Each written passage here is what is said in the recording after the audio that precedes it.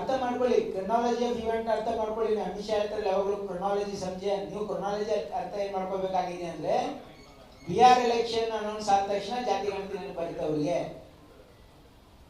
ಅವರು ರಾಜಕಾರಣಕ್ಕೆ ಮಾಡಿರ್ಬೋದು, ಆದ್ರೆ ಸ್ಟಿಲ್ ವಿ ವೆಲ್ಕಮ್ ಇಟ್. ನೋಡಿ ಹಿಂದೆ ನೋಡಿ ಆ ರೀತಿ ಕೂಗಿರ್ಲಿಲ್ಲ ದೇಶದಲ್ಲಿ. ಅವಾಗ ಕೂಗಿತ್ತಾ? ಇಲ್ಲ. ಮತ್ತೆ ಜನಾಭಿಪ್ರಾಯನೇ ಪ್ರಜಾಪ್ರಭುತ್ವ ನಡೆಯೋದು ಜನಾಭಿಪ್ರಾಯದ ಮೇಲೆ. ಜನಾಭಿಪ್ರಾಯ ಇದ್ದಾಗ ನಾವು ಜನರ ಮಾತಿಗೆ ಮನ್ನಣೆ ಕೊಡ್ಬೇಕು. ಜನಾಭಿಪ್ರಾಯ ಸಂಗ್ರಹ ಈಗ ಮೂಡ್ ಬರ್ತಾ ಇತ್ತು. ಇವತ್ತು ನಿತೀಶ್ ಕುಮಾರ್ ಅವರು ಹೇಳಿದ್ರು, ಬಿಹಾರಿನ ನಮ್ಮ ಇವ್ರು ಹೇಳಿದ್ರು, ಅನೇಕ ಮುಖಂಡರು, ಉತ್ತರ ಪ್ರದೇಶದ ಅನೇಕ ಮುಖಂಡರು, ಉತ್ತರ ಭಾರತದಲ್ಲಿ ಅನೇಕ ರಾಜ್ಯಗಳಲ್ಲಿ ಅನೇಕ ಪಕ್ಷಗಳು ಕೇಳ್ತಾ ಇದ್ರು. ಹಾಗಾಗಿ ಜನಾಭಿಪ್ರಾಯ ಬಂದಿದೆ, ಈಗ ಮಾಡಬೇಕು ಅಂತಕ್ಕಂಥದ್ದು ನಾವು ಒತ್ತಾಯ ಮಾಡ್ತಾ ಇದ್ವಿ. ಈಗ ಕೇಂದ್ರ ಸರ್ಕಾರದ ಅಕ್ಸೆಪ್ಟ್ ಮಾಡಿದೆ, ಅದು ನಾವು ವೆಲ್ಕಮ್ ಮಾಡಿದ್ವಿ. ರಾಜ್ಯದಲ್ಲಿ ಕಾಂಗ್ರೆಸ್ ಸರ್ಕಾರ ಬಂದ ಮೇಲೆ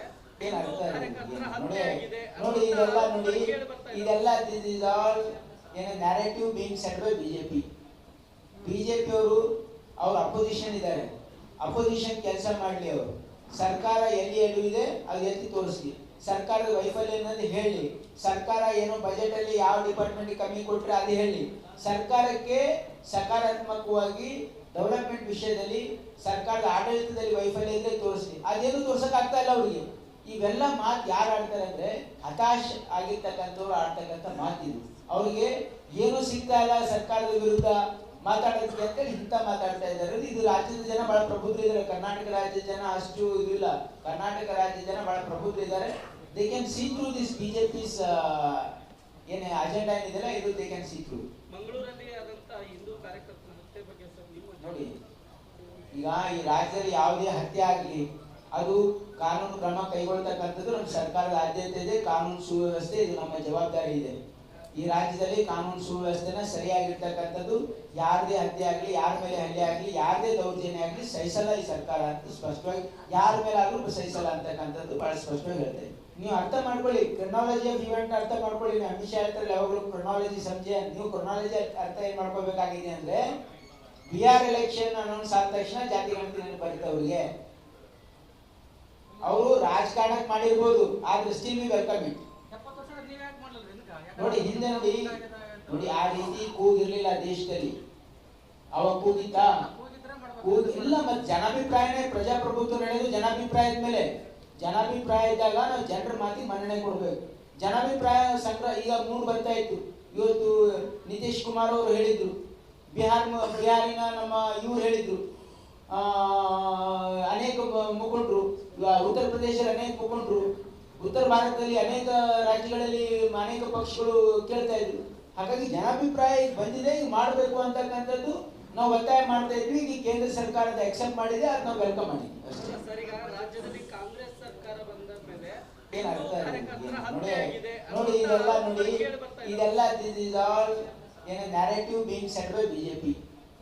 ಬಿಜೆಪಿ ಅವರು ಅವ್ರ ಅಪೋಸಿಷನ್ ಇದ್ದಾರೆ, ಅಪೋಸಿಷನ್ ಕೆಲಸ ಮಾಡಲಿ. ಅವರು ಸರ್ಕಾರ ಎಲ್ಲಿ ಎಲ್ಲಿದೆ ಅದು ಎತ್ತಿ ತೋರಿಸ್ಲಿ.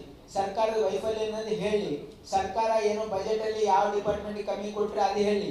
ಸರ್ಕಾರಕ್ಕೆ ಸಕಾರಾತ್ಮಕವಾಗಿ ಡೆವಲಪ್ಮೆಂಟ್ ವಿಷಯದಲ್ಲಿ ಸರ್ಕಾರದ ಆಡಳಿತದಲ್ಲಿ ವೈಫಲ್ಯ ಇದ್ರೆ ತೋರಿಸ್ಲಿ. ಅದೇನು ತೋರ್ಸಕ್ ಆಗ್ತಾ ಇಲ್ಲ ಅವರಿಗೆ.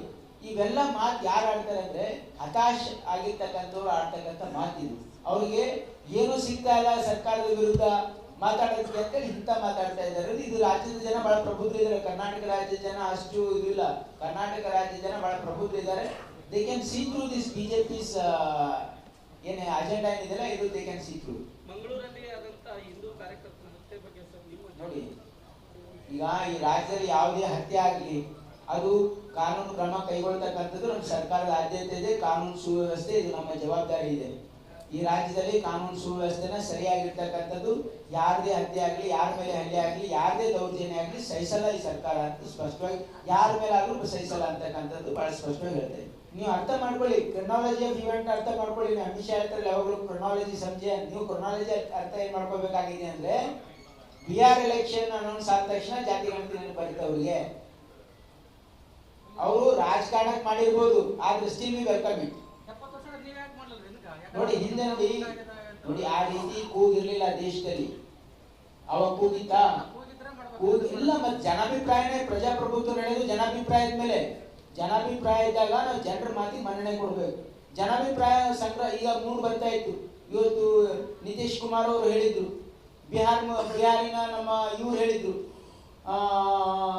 ಅನೇಕ ಮುಖಂಡರು, ಉತ್ತರ ಪ್ರದೇಶದ ಅನೇಕ ಮುಖಂಡರು, ಉತ್ತರ ಭಾರತದಲ್ಲಿ ಅನೇಕ ರಾಜ್ಯಗಳಲ್ಲಿ ಅನೇಕ ಪಕ್ಷಗಳು ಕೇಳ್ತಾ ಇದ್ರು. ಹಾಗಾಗಿ ಜನಾಭಿಪ್ರಾಯ ಬಂದಿದೆ, ಈಗ ಮಾಡಬೇಕು ಅಂತಕ್ಕಂಥದ್ದು ನಾವು ಒತ್ತಾಯ ಮಾಡ್ತಾ ಇದ್ವಿ. ಈಗ ಕೇಂದ್ರ ಸರ್ಕಾರದ ಅಕ್ಸೆಪ್ಟ್ ಮಾಡಿದೆ, ಅದು ನಾವು ವೆಲ್ಕಮ್ ಮಾಡಿದ್ವಿ ಅಷ್ಟೇ. ಸರ್, ಈಗ ರಾಜ್ಯದಲ್ಲಿ ಕಾಂಗ್ರೆಸ್ ಸರ್ಕಾರ ಬಂದ ಮೇಲೆ ಏನ್ ಅರ್ಥ ನೋಡಿ ಇದೆಲ್ಲ ದಿಸ್ ಇಸ್ ಆಲ್ ಏನ narrative being set by BJP. BJP ಅವರು ಅವ್ರ ಅಪೋಸಿಷನ್ ಇದ್ದಾರೆ, ಅಪೋಸಿಷನ್ ಕೆಲಸ ಮಾಡಲಿ. ಅವರು ಸರ್ಕಾರ ಎಲ್ಲಿ ಎಲ್ಲಿದೆ ಅದು ಎತ್ತಿ ತೋರಿಸ್ಲಿ, ಸರ್ಕಾರದ ವೈಫಲ್ಯ ಅನ್ನೋದು ಹೇಳಿ, ಸರ್ಕಾರ ಏನು ಬಜೆಟ್ ಅಲ್ಲಿ ಯಾವ ಡಿಪಾರ್ಟ್ಮೆಂಟ್ ಕಮ್ಮಿ ಕೊಟ್ರೆ ಅದು ಹೇಳಿ, ಸರ್ಕಾರಕ್ಕೆ ಸಕಾರಾತ್ಮಕವಾಗಿ ಡೆವಲಪ್ಮೆಂಟ್ ವಿಷಯದಲ್ಲಿ ಸರ್ಕಾರದ ಆಡಳಿತದಲ್ಲಿ ವೈಫಲ್ಯ ಇದ್ರೆ ತೋರಿಸ್ಲಿ. ಅದೇನು ತೋರ್ಸಕ್ ಆಗ್ತಾ ಇಲ್ಲ ಅವ್ರಿಗೆ. ಇವೆಲ್ಲ ಮಾತು ಯಾರು ಆಡ್ತಾರೆ ಅಂದ್ರೆ ಹತಾಶ್ ಆಗಿರ್ತಕ್ಕಂಥವ್ರು ಆಡ್ತಕ್ಕಂಥ ಮಾತಿದು. ಅವ್ರಿಗೆ ಏನು ಸಿಗ್ತಾ ಇಲ್ಲ ಸರ್ಕಾರದ ವಿರುದ್ಧ ಮಾತಾಡೋದಕ್ಕೆ ಅಂತೇಳಿ ಇಂಥ ಮಾತಾಡ್ತಾ ಇದ್ದಾರೆ. ಇದು ರಾಜ್ಯದ ಜನ ಬಹಳ ಪ್ರಬುದ್ಧರಿದ್ದಾರೆ. ಕರ್ನಾಟಕ ರಾಜ್ಯದ ಜನ ಅಷ್ಟು ಇದಿಲ್ಲ. ಕರ್ನಾಟಕ ರಾಜ್ಯದ ಜನ ಬಹಳ ಪ್ರಬುದ್ಧರಿದ್ದಾರೆ.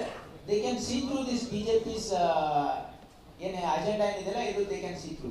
ಮಂಗಳೂರಲ್ಲಿ ಆದಂತ ಹಿಂದೂ ಕಾರ್ಯಕರ್ತರ ಹತ್ಯೆ ಬಗ್ಗೆ ಸರ್ ನೀವು ನೋಡಿ, ಈಗ ಈ ರಾಜ್ಯದಲ್ಲಿ ಯಾವುದೇ ಹತ್ಯೆ ಆಗಲಿ ಅದು ಕಾನೂನು ಕ್ರಮ ಕೈಗೊಳ್ತಕ್ಕಂಥದ್ದು ನಮ್ಮ ಸರ್ಕಾರದ ಆದ್ಯತೆ ಇದೆ. ಕಾನೂನು ಸುವ್ಯವಸ್ಥೆ ಇದು ನಮ್ಮ ಜವಾಬ್ದಾರಿ ಇದೆ. ಈ ರಾಜ್ಯದಲ್ಲಿ ಕಾನೂನು ಸುವ್ಯವಸ್ಥೆನ ಸರಿಯಾಗಿರ್ತಕ್ಕಂಥದ್ದು, ಯಾರದೇ ಹತ್ಯೆ ಆಗಲಿ, ಯಾರ ಮೇಲೆ ಹಲ್ಲೆ ಆಗಲಿ, ಯಾರದೇ ದೌರ್ಜನ್ಯ ಆಗಲಿ ಸಹಿಸಲ್ಲ ಈ ಸರ್ಕಾರ ಅಂತ ಸ್ಪಷ್ಟವಾಗಿ, ಯಾರ ಮೇಲೆ ಆದ್ರೂ ಸಹಿಸಲ್ಲ ಅಂತಕ್ಕಂಥದ್ದು ಬಹಳ ಸ್ಪಷ್ಟವಾಗಿ ಹೇಳ್ತೇವೆ. ನೀವು ಅರ್ಥ ಮಾಡ್ಕೊಳ್ಳಿ, ಕ್ರೊನಾಲಜಿ ಆಫ್ ಇವೆಂಟ್ ಅರ್ಥ ಮಾಡ್ಕೊಳ್ಳಿ. ನೀವು ಅಮಿತ್ ಶಾ ಹೇಳ್ತಾರೆ ಯಾವಾಗಲೂ ಕ್ರೊನಾಲಜಿ ಸಂಜೆ, ನೀವು ಕ್ರೊನಾಲಜಿ ಅರ್ಥ ಏನ್ ಮಾಡ್ಕೋಬೇಕಾಗಿದೆ ಅಂದ್ರೆ ಬಿಹಾರ್ ಎಲೆಕ್ಷನ್ ಅನೌನ್ಸ್ ಆದ ತಕ್ಷಣ ಜಾತಿ ಗಣತಿ ನೆನಪಾಗಿತ್ತು ಅವ್ರಿಗೆ. ಅವರು ರಾಜಕಾರಣಕ್ಕೆ ಮಾಡಿರ್ಬೋದು, ಆದ್ರೆ ಸ್ಟಿಲ್ ವಿ ವೆಲ್ಕಮ್ ಇಟ್. ನೋಡಿ ಹಿಂದೆ ನೋಡಿ ಆ ರೀತಿ ಕೂಗಿರ್ಲಿಲ್ಲ ದೇಶದಲ್ಲಿ. ಅವಾಗ ಕೂಗಿತ್ತಾ? ಕೂಗಿಲ್ಲ. ಮತ್ತೆ ಜನಾಭಿಪ್ರಾಯನೇ ಪ್ರಜಾಪ್ರಭುತ್ವ ನಡೆಯೋದು ಜನಾಭಿಪ್ರಾಯದ ಮೇಲೆ. ಜನಾಭಿಪ್ರಾಯ ಇದ್ದಾಗ ನಾವು ಜನರ ಮಾತಿಗೆ ಮನ್ನಣೆ ಕೊಡಬೇಕು. ಜನಾಭಿಪ್ರಾಯ ಸಂಗ್ರಹ ಈಗ ಮೂಡ್ ಬರ್ತಾ ಇತ್ತು. ಇವತ್ತು ನಿತೀಶ್ ಕುಮಾರ್ ಅವರು ಹೇಳಿದ್ರು, ಬಿಹಾರಿನ ನಮ್ಮ ಇವ್ರು ಹೇಳಿದ್ರು, ಅನೇಕ ಮುಖಂಡರು, ಉತ್ತರ ಪ್ರದೇಶದ ಅನೇಕ ಮುಖಂಡರು, ಉತ್ತರ ಭಾರತದಲ್ಲಿ ಅನೇಕ ರಾಜ್ಯಗಳಲ್ಲಿ ಅನೇಕ ಪಕ್ಷಗಳು ಕೇಳ್ತಾ ಇದ್ರು. ಹಾಗಾಗಿ ಜನಾಭಿಪ್ರಾಯ ಬಂದಿದೆ, ಈಗ ಮಾಡಬೇಕು ಅಂತಕ್ಕಂಥದ್ದು ನಾವು ಒತ್ತಾಯ ಮಾಡ್ತಾ ಇದ್ವಿ. ಈಗ ಕೇಂದ್ರ ಸರ್ಕಾರದ ಅಕ್ಸೆಪ್ಟ್ ಮಾಡಿದೆ, ಅದು ನಾವು ವೆಲ್ಕಮ್ ಮಾಡಿದ್ವಿ ಅಷ್ಟೇ. ಸರ್, ಈಗ ರಾಜ್ಯದಲ್ಲಿ ಕಾಂಗ್ರೆಸ್ ಸರ್ಕಾರ ಬಂದ ಮೇಲೆ ಏನ್ ಅರ್ಥ ನೋಡಿ ಇದೆಲ್ಲ ದಿಸ್ ಇಸ್ ಆಲ್ ಏನ narrative being set by BJP.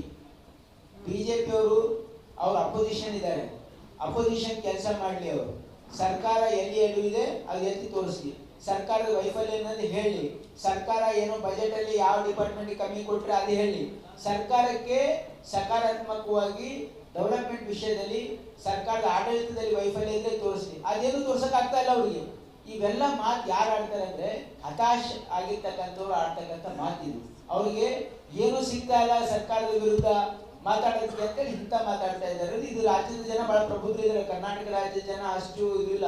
Karnataka ರಾಜ್ಯದ ಜನ ಬಹಳ ಪ್ರಬುದ್ಧರಿದ್ದಾರೆ. They can see through this BJP's ಏನೇ ಅಜೆಂಡಾ ಏನಿದೆಲ್ಲ ಇದು ದೇ ಕ್ಯಾನ್ ಸಿ ಥ್ರೂ. ಮಂಗಳೂರಲ್ಲಿ ಆದಂತ ಹಿಂದೂ ಕಾರ್ಯಕರ್ತರ ಹತ್ಯೆ ಬಗ್ಗೆ ಸರ್ ನೀವು ನೋಡಿ, ಈಗ ಈ ರಾಜ್ಯದಲ್ಲಿ ಯಾವುದೇ ಹತ್ಯೆ ಆಗಲಿ ಅದು ಕಾನೂನು ಕ್ರಮ ಕೈಗೊಳ್ತಕ್ಕಂಥದ್ದು ನಮ್ಮ ಸರ್ಕಾರದ ಆದ್ಯತೆ ಇದೆ. ಕಾನೂನು ಸುವ್ಯವಸ್ಥೆ ಇದು ನಮ್ಮ ಜವಾಬ್ದಾರಿ ಇದೆ. ಈ ರಾಜ್ಯದಲ್ಲಿ ಕಾನೂನು ಸುವ್ಯವಸ್ಥೆನ ಸರಿಯಾಗಿರ್ತಕ್ಕಂಥದ್ದು, ಯಾರದೇ ಹತ್ಯೆ ಆಗಲಿ, ಯಾರ ಮೇಲೆ ಹಲ್ಲೆ ಆಗಲಿ, ಯಾರದೇ ದೌರ್ಜನ್ಯ ಆಗಲಿ ಸಹಿಸಲ್ಲ ಈ ಸರ್ಕಾರ ಅಂತ ಸ್ಪಷ್ಟವಾಗಿ, ಯಾರ ಮೇಲೆ ಆದ್ರೂ ಸಹಿಸಲ್ಲ ಅಂತಕ್ಕಂಥದ್ದು ಬಹಳ ಸ್ಪಷ್ಟವಾಗಿ ಹೇಳ್ತೇವೆ.